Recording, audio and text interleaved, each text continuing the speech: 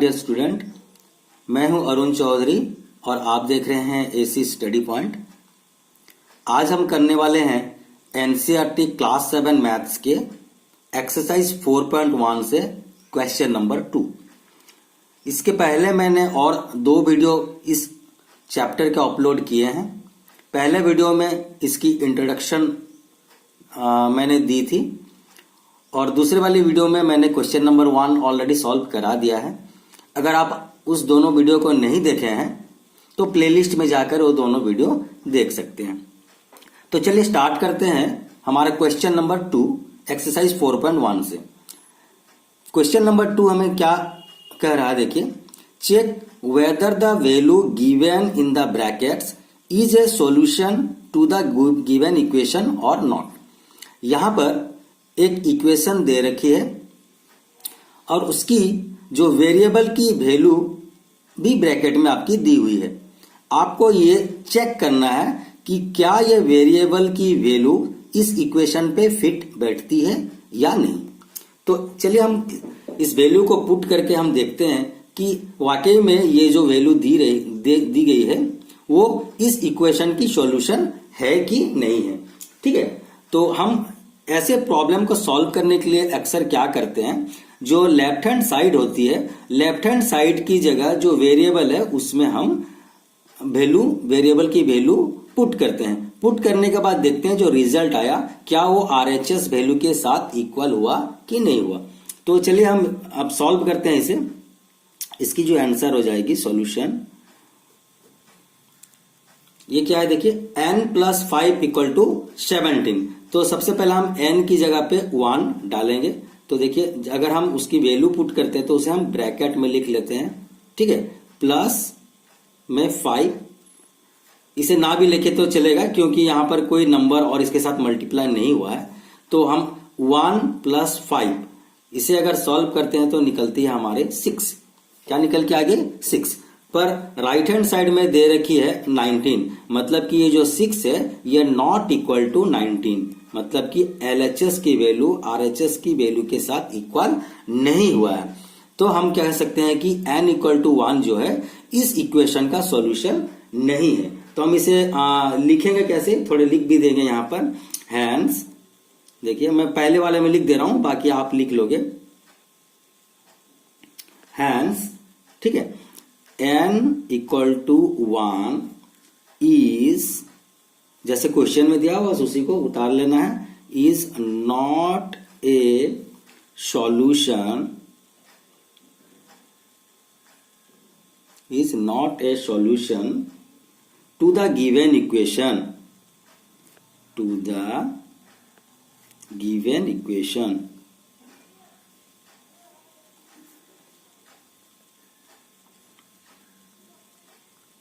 Okay, मतलब कहने का मतलब क्या है, जो n + 1 = 19 इक्वेशन दे रखी थी, क्या हम n = 1 अगर पुट करें, n की जगह में अगर हम 1 भर दें तो हमारा रिजल्ट 19 आएगा।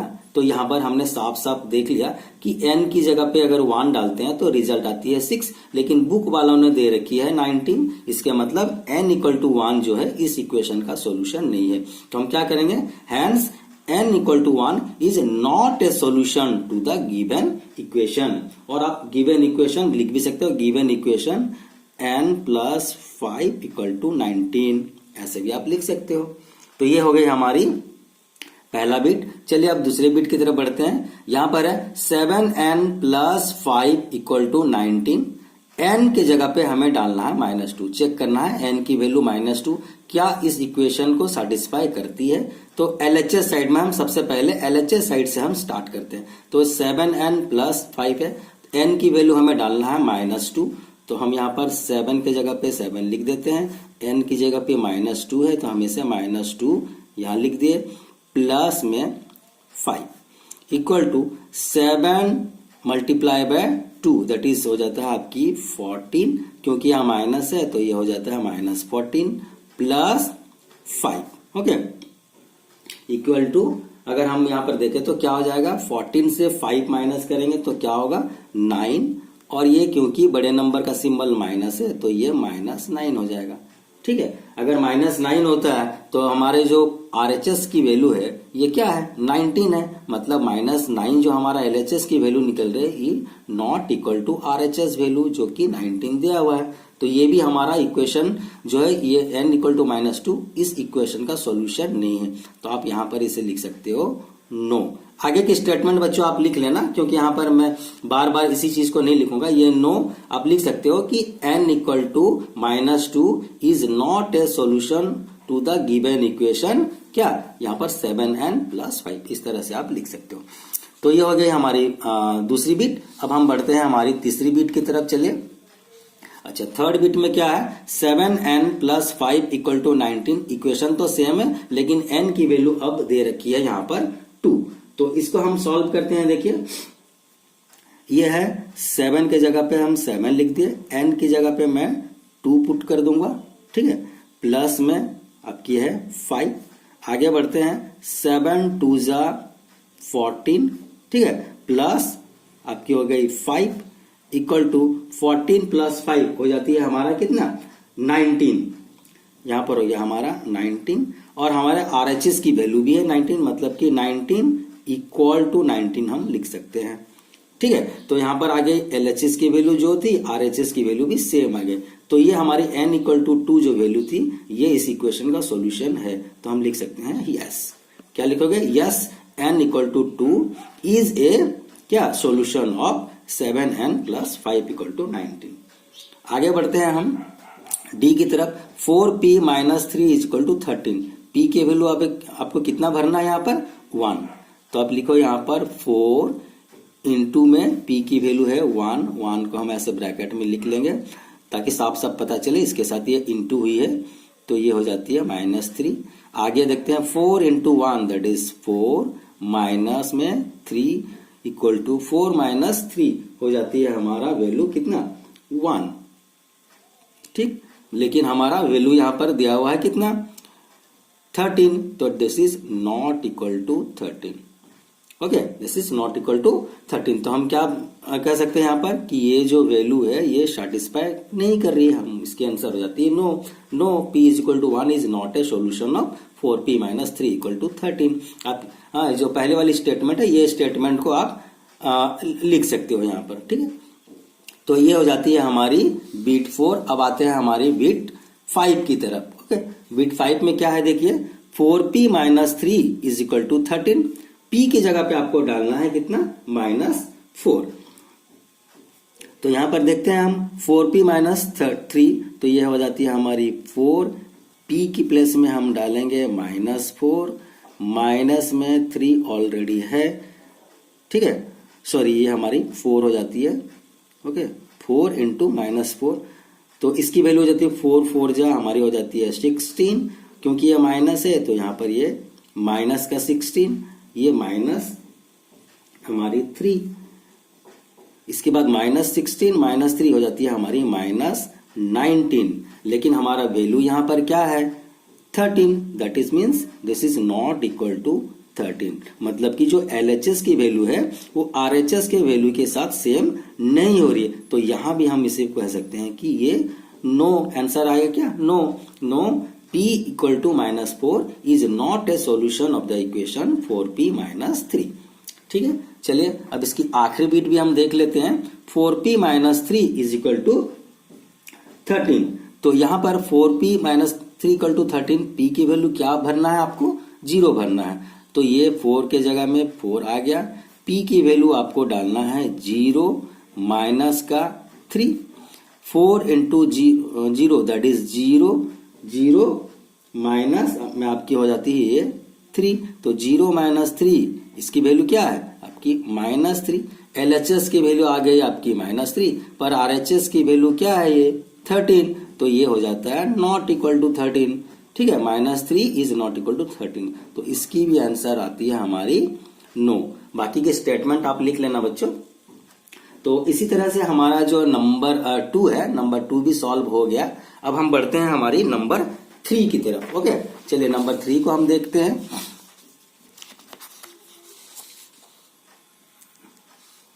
अच्छा, नंबर 3 में आपको करना क्या है बच्चों, देखिए नंबर 3 में है solve the following equation by trial and error method. आपको करना क्या है, यहाँ पर ट्रायल एंड एरर मेथड लगाना। ट्रायल एंड मतलब आपको यहाँ पर जो वेरिएबल है, वेरिएबल की वैल्यू आपको दिया हुआ नहीं है, लेकिन इसकी वैल्यू क्या भरें जो कि आपकी राइट हैंड साइड के साथ में इक्वल हो जाए। इसकी पी की क्या सुइटेबल वैल्यू है ये आपको फाइंड करना है, लेकिन आपको ट्रायल एंड एरर मेथड में करना है। मतलब एक एक वैल्यू ले लेके आपको ट्राई करना है और जो वैल्यू उसमें आपकी आरएचएस के साथ में इक्वल हो जाए वही उसकी सॉल्यूशन होगी। तो इसको सॉल्व करने के लिए हम पहले देखते हैं, देखिए 5p + 2 = 17। मतलब LHS में ये p की जगह में बारी बारी से हम एक एक नंबर भरेंगे। तो यहां पर देखिए ये 5 है, फर्स्ट में हम क्या भरेंगे, p की वैल्यू 1 ले लेते हैं। 1 हम चेक करते हैं कि p की वैल्यू 1 क्या वाकई में इस इक्वेशन का सॉल्यूशन है। तो 5 × में 1 + 2। आगे देखते हैं हम 5 × 1 दैट इज हो जाती है आपकी 5 प्लस का 2 इक्वल टू ये हो जाती है हमारी 7। इसकी वैल्यू क्या निकल गई हमारी 7। तो हम कह सकते हैं ये जो 7 है ये आरएचएस वैल्यू के साथ में इक्वल नहीं हो रही है। तो हम इसे क्या कह सकते हैं, कि हम बोल सकते हैं कि ये हमारी जो इक्वेशन है, इस इक्वेशन की सॉल्यूशन p = 1 नहीं है। तो हम इसे that is not equal to 17, not equal to 17। तो हम इसे फिर वैसे ही लिख सकते हैं कि p = क्या, आपकी जो 1 है is not a solution of this equation. तो p की जगह पे हम 1 भर के देखें तो हमारा काम नहीं बना। अब p की जगह पे हम 2 डाल के देखते हैं एक बार। तो यहां पर है आपकी 5 × में p, तो p की जगह पे हम एक बार 2 पुट करके देखते हैं, प्लस का 2 ऑलरेडी है, इक्वल टू 5 × 2 ये 10 प्लस का 2, ओके, इक्वल टू क्या आ जाता है हमारा 10 + 2 दैट इज 12। अब भी हमारा काम नहीं चला, हमें 17 आनी चाहिए। हमारे आरएचएस की जो वैल्यू है वो हमारे 17 आनी चाहिए। तो 17 नहीं आ रहा, मतलब कि हमारा अभी इक्वेशन की ये जो 2 है ये सेटिस्फाई नहीं कर रही है। तो ये नॉट इक्वल टू हमारे क्या 17। तो यहां पर भी हम ये जो हो गया p = 1 ये हमारा नो ही आएगा, ये भी हमारा एक्चुअली नो है। मतलब कि p = 2 जो है ये इस इक्वेशन का सॉल्यूशन नहीं है।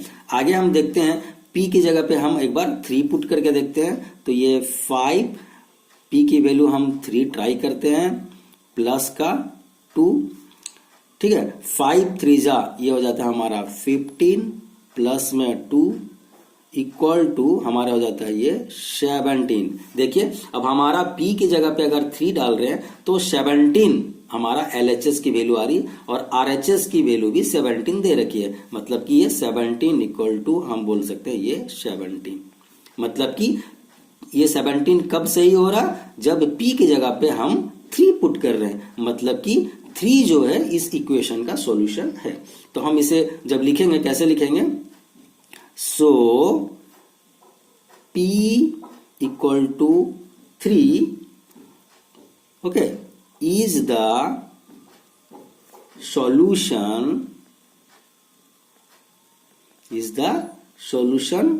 of the, जिस तरह से मैंने नंबर 2 में लिखा था, of the okay given equation, of the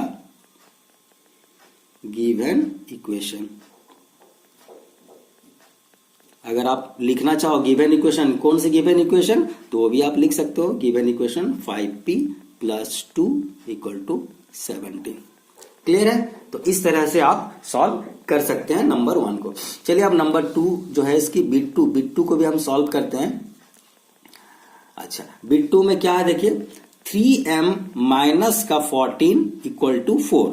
इसको भी हमें ट्रायल मेथड में ही करना है। तो हम इसमें भी 1 2 3 पुट करते जाएंगे। जब हमारी वैल्यू राइट हैंड साइड की वैल्यू के साथ इक्वल हो जाएगी तो वही हमारा आंसर होगी। चलिए एक एक करके हम पुट करते हैं। ये 3 का 3 लिख दिया, m की जगह पे मैं पहले 1 डाल के देखता हूं, ट्राई करता हूं, माइनस का 14, 3 × 1 दैट इज 3 माइनस का 14, ओके। अच्छा, ये 3 - 14 ये तो पॉसिबल नहीं है, तो 14 - 3 करेंगे दैट इज 11। और आपकी बड़े नंबर के सिंबल जो है वो आपकी यहाँ पर लगाना पड़ेगा। तो 14 बड़ा नंबर है, उसकी सिंबल माइनस है, तो यहाँ पर ये हो जाती है हमारी -11। लेकिन हमारा ये जो आंसर है RHS साइड की, ये क्या है 4 है, तो ये इसके साथ मैच नहीं कर रही है, तो इसका भी आंसर हो जाएगा ये नो। मतलब कि जो m की वैल्यू 1 हम नहीं ले सकते, m की जो वैल्यू 1 है वो इस इक्वेशन का सॉल्यूशन नहीं है। आगे हम बढ़ते हैं, 2 लेके हम चेक करते हैं, क्योंकि ट्रायल मेथड में बच्चों ऐसे ही करना है आपको, एक एक वैल्यू आपको असाइन करते जाना है सीरियली 1 से लेके। आप 0 से भी स्टार्ट कर सकते हो, कोई प्रॉब्लम नहीं है। तो ये 3 की वैल्यू हम लेते हैं इस बार 2 माइनस का 14, 3 2 जा 6, 6 minus 14, okay, that is equal to 6 minus 14। तो 14 से आप 6 माइनस करो, दैट इज 8, और बड़े नंबर का सिंबल लगाएंगे, मतलब कि -8। ये भी हमारा नॉट इक्वल टू 4 आ गया, तो ये भी हमारा आंसर हो जाएगा नो। मतलब कि ये जो दोनों वैल्यू है m equal to 1, m equal to 2, दोनों ही इस इक्वेशन के सॉल्यूशन नहीं है। आगे हम ट्राई करते हैं m की जगह पे 3 लेकर के, तो ये 3 इंटू का 3 हमने 3 डाला है, माइनस का 14। अब चेक करते हैं, 3 3 जा 9, 9 माइनस 14, ये वैल्यू कितना आ जाती है आपकी 14 माइनस 9, दैट इज 5, और ये 14 बड़े नंबर का सिंबल हम यहां पर लगाएंगे -5, ठीक है। अब भी हमारा काम नहीं बना, ये 4 हमारा आंसर नहीं आ रहा। LHS की वैल्यू और RHS की वैल्यू डिफर कर रही है, मतलब ये नॉट इक्वल टू 4 है, तो ये भी इसका सॉल्यूशन नहीं है। आगे बढ़ते हैं, m इक्वल टू 4 लेते हैं, तो ये 3 m की जगह पे मैंने 4 पुट किया, माइनस का 14, 3 4 जा 12 माइनस 14, तो 12 में से 14 घटाओ, तो मतलब कि 14 में से आपको 12 घटाना होगा। बड़े नंबर से छोटे नंबर को माइनस कीजिए, और जो बड़े नंबर का सिंबल है वो यहां पर डालिए, तो ये हो जाता है -2, that is again not equal to 4। अब भी हमारा 4 आंसर नहीं आ रहा। आगे हम देखते हैं, 3 की जगह पे 5 लेते हैं इस बार, 3 मल्टीप्लाइड बाय 5 माइनस का 14, ओके, तो 3 5 जो है हमारा हो जाता है ये 15, 15 minus 14, 15 minus 14 that is 1, again it is not equal to 4, ठीक है। तो ये भी हमारा देखिए नो आता है, इसका भी आंसर आता है हमारा no, okay.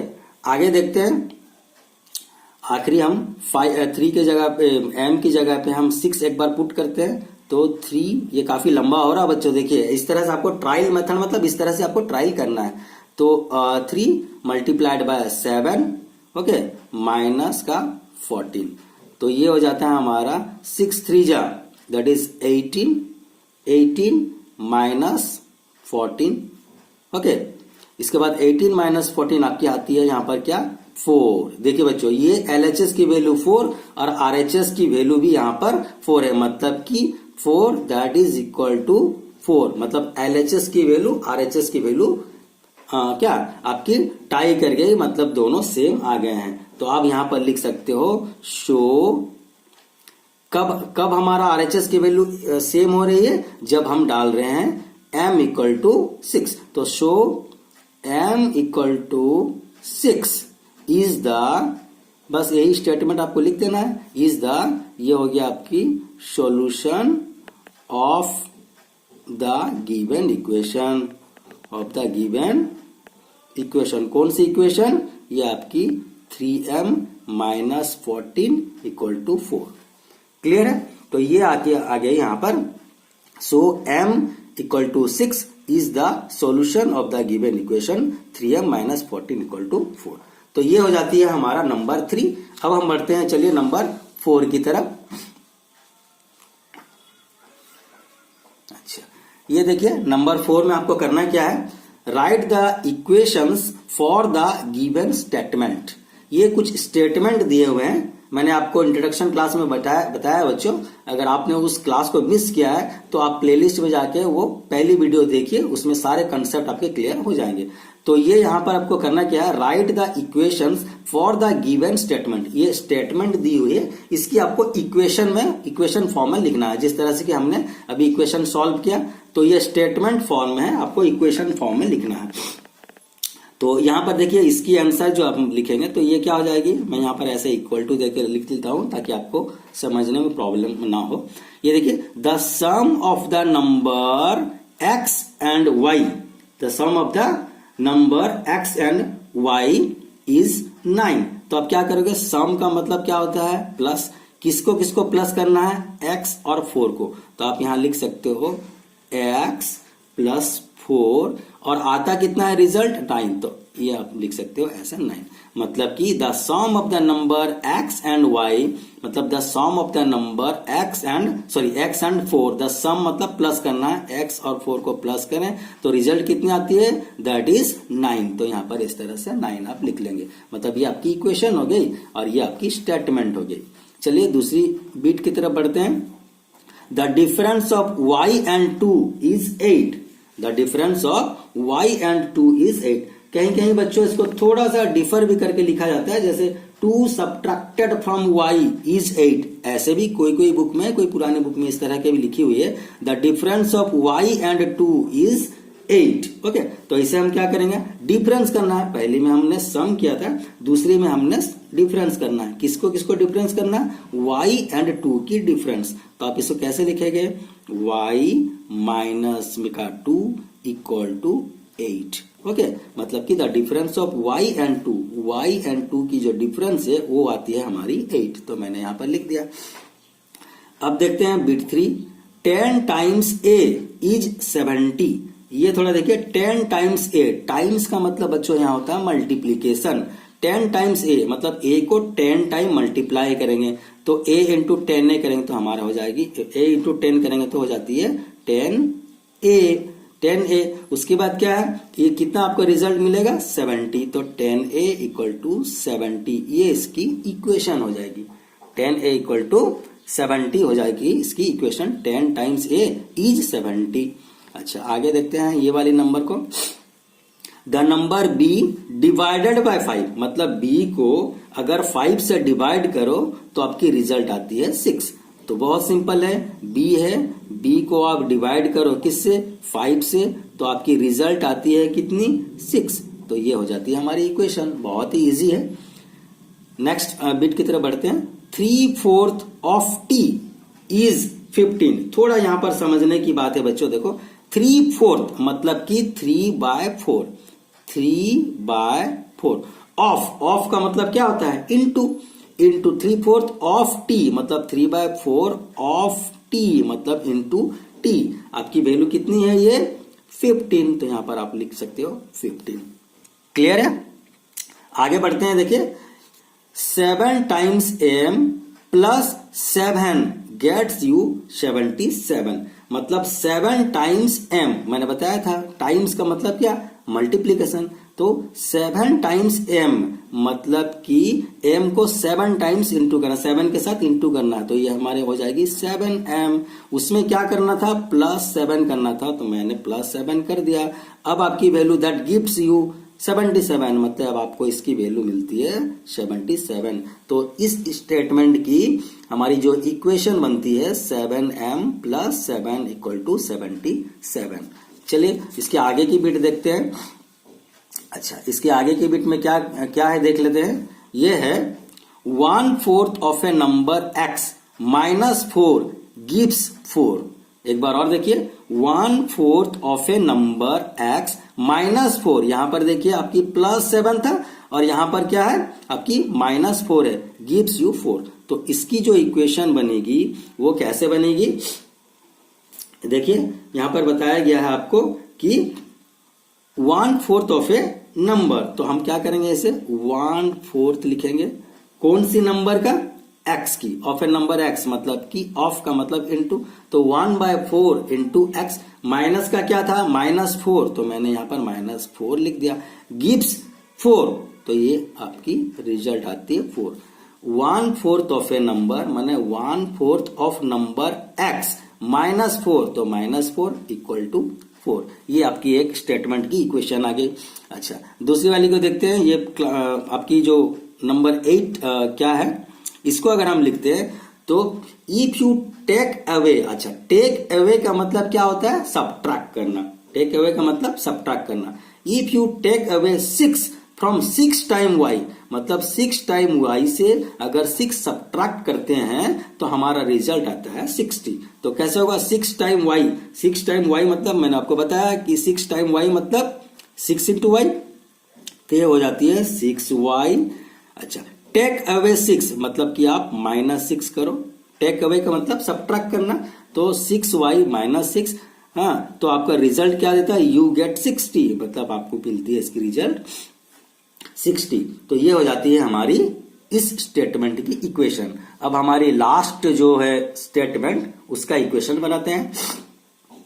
If you add 3 to 1/3 of z you get 30, मतलब कि आप अगर 3 ऐड करो किसके साथ, 1/3 ऑफ z के साथ, तो आपको मिलती है 30। मतलब कि आप कैसे करोगे, पहले 1/3 ऑफ z मतलब कि 1/3 ऑफ का मतलब होता है इंटू किसके साथ इंटू करना है, z के साथ, 1/3 ऑफ z, फिर क्या है एंड यू एड 3, तो इसमें आपको करना है ऐड 3, तो आपको मिलती है यू गेट 30, मतलब आपको मिल जाती है यहां पर रिजल्ट में 30। मतलब कि इस स्टेटमेंट की इक्वेशन फॉर्म है 1/3z प्लस 3 = 30। तो बच्चों इस तरह से हमारा आज नंबर 2, नंबर 3 और नंबर 4 सॉल्व हो गया है। और मैं समझता हूं कि आपको इस नंबर में कोई परेशानी नहीं होगी समझने में। आपको अगर फिर भी कोई प्रॉब्लम है तो आप कमेंट सेक्शन में कमेंट करके बताइए और दोबारा वीडियो को रिपीट करके देखिए, तो आपको सारा कंसेप्ट क्लियर हो जाएगा। तो बच्चों आज के लिए बस इतना ही, मिलते हैं अगले वीडियो में एक नई टॉपिक के साथ। हमारी जो अब आगे की जो नंबर है उसको हम सॉल्व करेंगे नेक्स्ट वीडियो में। तो आज के लिए बस इतना ही, थैंक यू वेरी मच।